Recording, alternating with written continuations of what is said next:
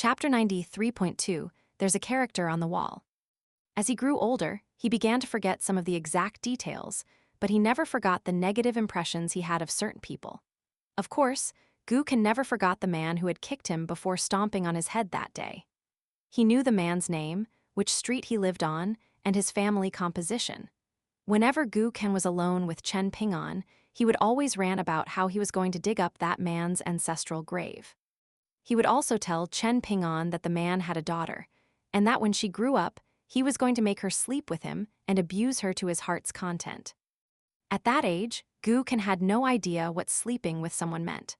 All he knew was that this was something that many of the adults in the town liked to joke about, particularly in cases where men referred to his mother in a derogatory fashion.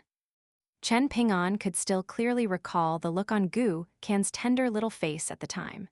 He wasn't even 5 years old at that point, yet his eyes had filled with a vicious and resentful gleam. The recollection of that memory made Chen Ping'an feel a little concerned. Of course, he wanted Guken to enjoy a better life than everyone else in the outside world, but at the same time, he didn't want to see Guken become a heartless immortal like Saijin Jian or Fu Nanhua. Li Baoping could tell that Chen Ping'an was rather distracted, and she asked, "What's wrong, junior uncle?" In the past, Chen Ping'an would have brushed off her concerns by telling her that nothing was wrong, but this time, he decided to open up and tell her what she was really thinking. "I'm just worried that the next time I see Guken, I won't be able to recognize him anymore." A perplexed look appeared on Li Baoping's face as she said, "Kids grow up really fast. If you don't meet him again until a few years have passed, then it would only be natural that you won't be able to recognize each other." A faint smile appeared on Chen Ping'an's face, and he mused in a form of self-encouragement. "I have faith that Guken will always be that same snot-nosed brat from Clay Vase Alley." As for whether Guken recognized him or not, that didn't matter. As long as Guken could live a good life, Chen Ping'an would be happy. There was a sheer cliff at one point in the riverbed of the Iron Talisman River, and the flow of the water there was significantly accelerated. Chen Ping'an was standing on the cliff on the riverbank, practicing his walking meditation, while Arliang was standing on the edge of the cliff. Water was splashing in all directions, and the sound of flowing water was ringing out incessantly, while water vapor permeated through the air. Thankfully, it was already spring, so the biting chill of winter had already receded. Arliang declared in a loud voice, "The fist techniques that you're practicing are way too basic. The walking meditation that you're practicing is extremely rudimentary, and it can be found in pretty much any mortal sect. In comparison, I suppose your standing meditation is a bit more passable. At the very least, it can just barely help you survive. It's like a medicine used to save one's life. It's not particularly precious or luxurious, but it gets the job done." Chen Ping'an merely smiled and offered no response, choosing to remain silent as old man Yang once told him that expelling one's qi was extremely counterproductive when practicing fist techniques. Arliang nodded to himself as he continued. "Having said that, even the most basic of things can take on an interesting complexion when done by the right person. There aren't any major problems in the way that you're practicing your fist techniques. The pursuit of martial arts has always been a slow and steady process, much like water dripping through stone, so it's bound to take time." After completing his practice, Chen Ping'an wiped the sweat from his forehead, then asked, "Arliang, you're not that Wei Jin from the Divine Platform, are you?" "Of course not," Arliang replied with a smile. "He's a master at reciting poetry, but he's a terrible drunk. Whenever he has too much to drink, he starts crying with snot flowing out of his nose. He makes even more of a fool out of himself than Li Hui. How could I possibly be that type of person?" Chen Ping'an was rather taken aback by this answer, seemingly not expecting Arliang to be so forthright with his admission. "Then, what about this donkey and that gourd?" Arliang rolled his eyes as he replied, "Both of them belong to Wei Jin, of course. I'm not as pedantic as he is. I'll admit that I do enjoy drinking wine, but I can't bring myself to go sightseeing on donkeyback. This thing's so slow that I would die of frustration." "He's not dead, is he?" Chen Ping'an asked in a cautious manner. An amused grin appeared on Arliang's face as he asked, "Why would I kill him? To take his treasures?" Chen Ping'an looked back at Arliang, then shook his head in response. I'm sure you didn't kill him. Arliang took a sip of wine out of the sword-nurturing gourd, then explained. He gave this sword-nurturing gourd to me as a gift. I taught him an advanced sword technique, and that provided him with the spark of inspiration required for him to break through a bottleneck that he had been struggling with for a long time, so he went into seclusion, and this gourd was given to me as compensation. You might think that I got the better end of that trade, but on the contrary, he was the one who got the much better end of the stick. All I'm doing is looking after this donkey for him. It was extremely difficult for the military swordsmen of Wind Snow Temple to go beyond the 10th tier. But Arliang didn't want to explain all of this in detail to Chen Ping'an. He had to walk his path one step at a time, and Arliang didn't want him to look too far ahead. A perplexed look appeared on Chen Ping'an's face as he asked, "Why didn't Master Ruan recognize you?" Arliang found a place to sit, then shook the little silver gourd in his hand as he explained. The bonded sword qi is still present in its entirety within the gourd, which means that the owner of the gourd is still alive, and their souls and senses are all intact. Eastern Treasured Vile Continent is a small place, and Ruan Qiang is convinced that there isn't anyone on this continent so formidable that they're capable of not only instantly slaying Wei Jin, but also doing it so quickly that he wouldn't even have had time to contact his bonded flying sword.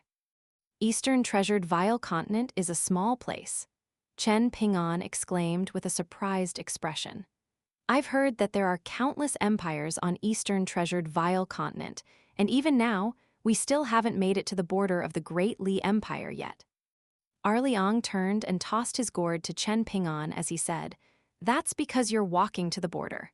Have some wine. If a man doesn't learn to drink before they die, then their life will have been a complete waste.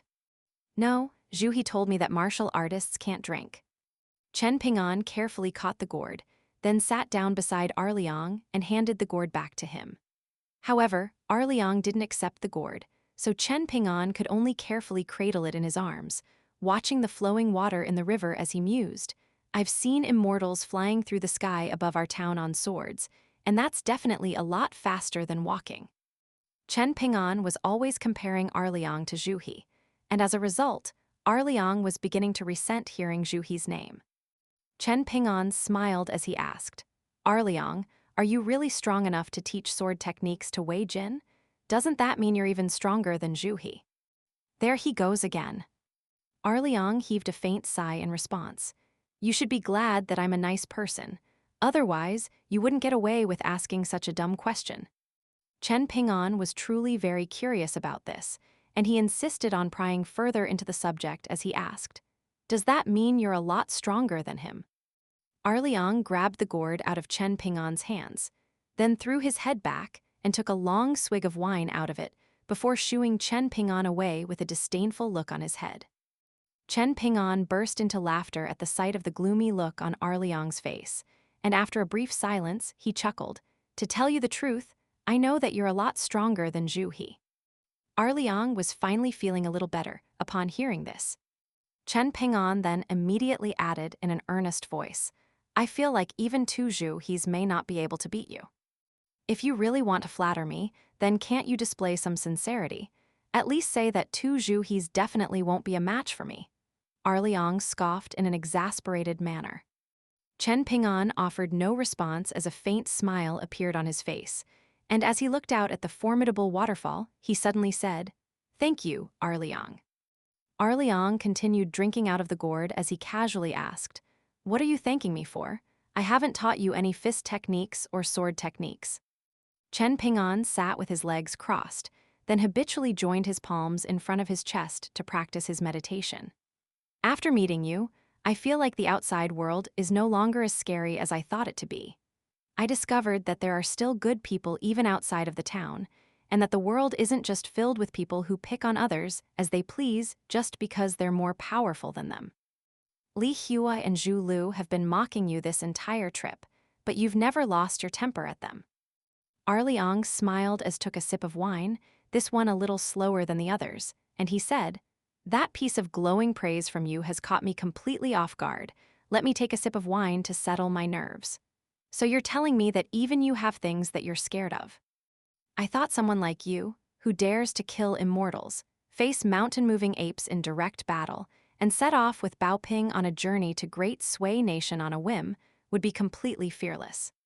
Chen Ping'an replied in a quiet voice, I did some things because they had to be done, not because I wasn't afraid. I'm just a former apprentice at a dragon kiln. How brave could I possibly be? That just makes sense, Arliang replied with a nod. The two of them fell silent, and the sound of the flowing water was the only thing that could be heard. Arliang broke the silence first by raising a question. If you did something that earned you a huge reputation in a very renowned place, and you're granted the opportunity to carve down a character that will be seen by countless people over countless generations, which character would you choose? Chen Ping'an considered the question for a moment, then replied, probably my surname. Both of my parents had the Chen surname, so it would be great if I could carve down a Chen character.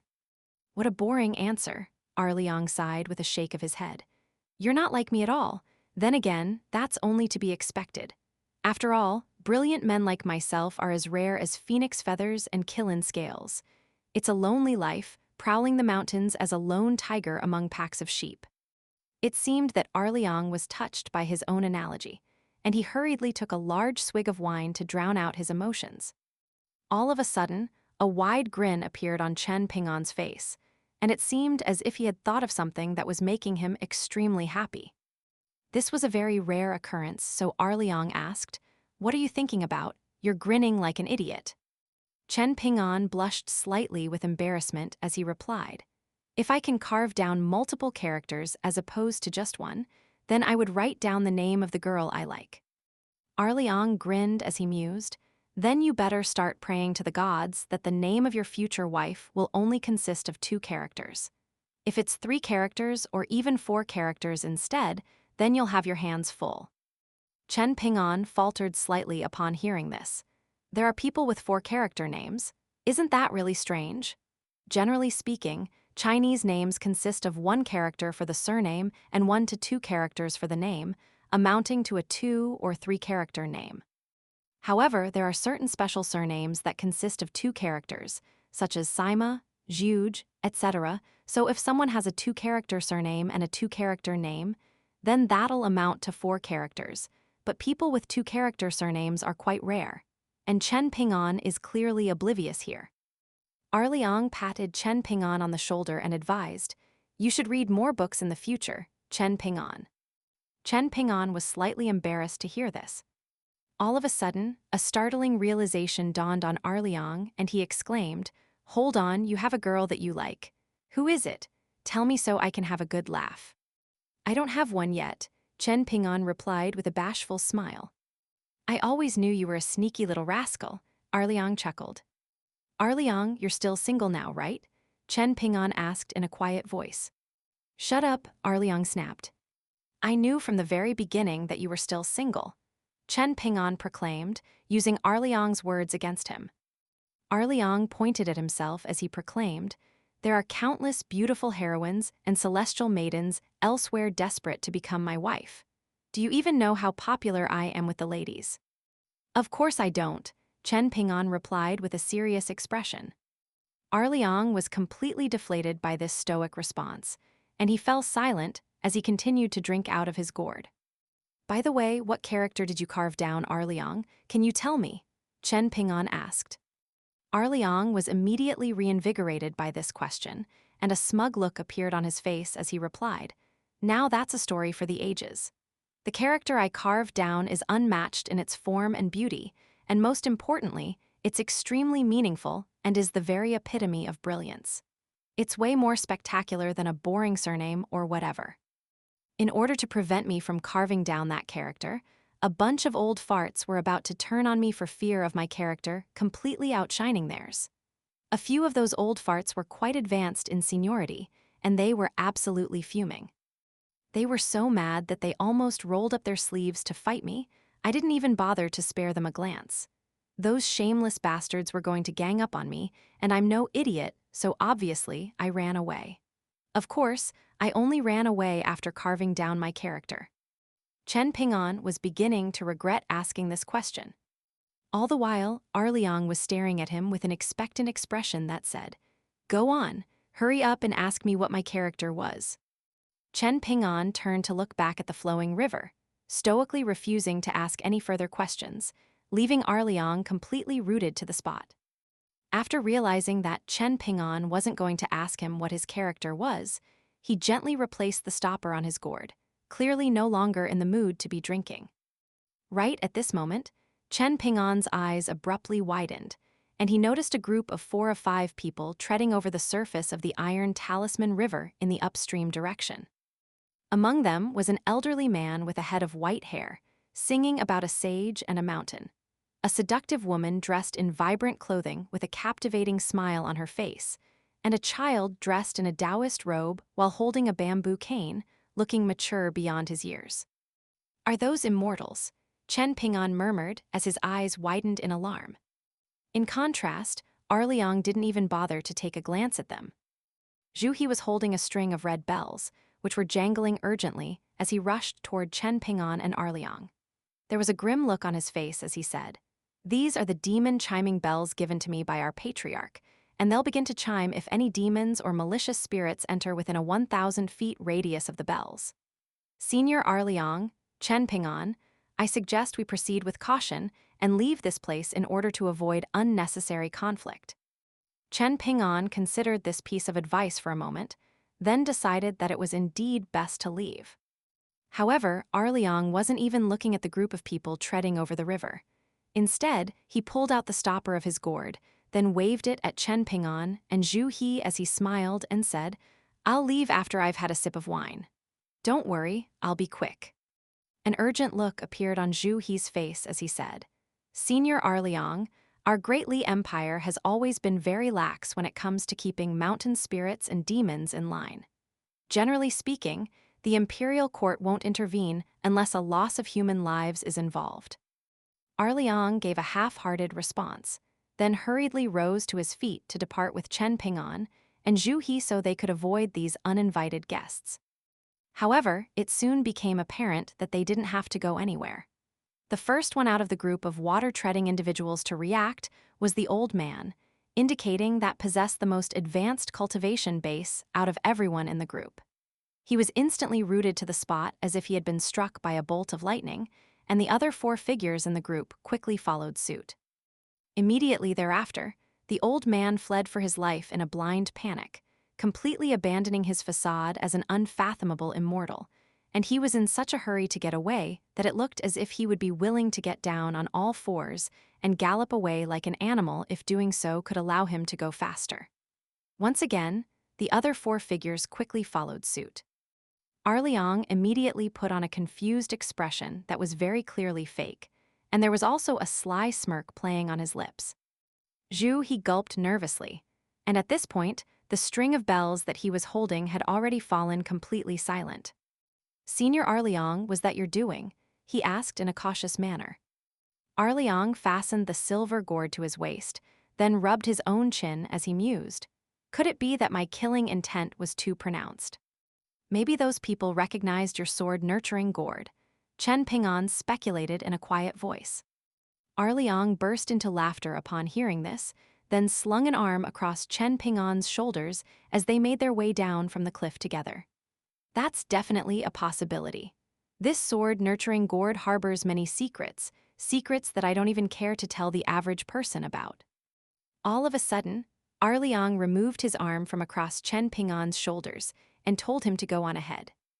As Chen Ping'an jogged away, Arliang slung his arm across Zhu He's shoulders instead, then asked, "Zhu He, you're a 5th-tier martial artist, right?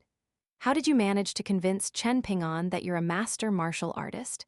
Can you teach me? I've been going out of my way to make myself appear like an unfathomable master, but he still has no idea about how powerful I am." Zhu He's entire body instantly stiffened, and he replied in an uneasy manner, "I don't know what you're talking about, Senior Arliang." Arliang was rather displeased by this response. "Don't be so stingy." "But I really don't know, Senior Arliang," Zhu He insisted with a sullen expression. Up ahead, Chen Ping'an suddenly turned around to face Arliang, then yelled from afar, Arliang, what was your character? An animated look instantly appeared on Arliang's face, and he cleared his throat, then adjusted his conical bamboo hat as he raised a thumb to the heavens and declared, "Badass." Chen Ping'an was instantly rooted to the spot, just like those 5 water-treading figures had been earlier. He then turned around in silence and rushed away while murmuring to himself, "That's so lame."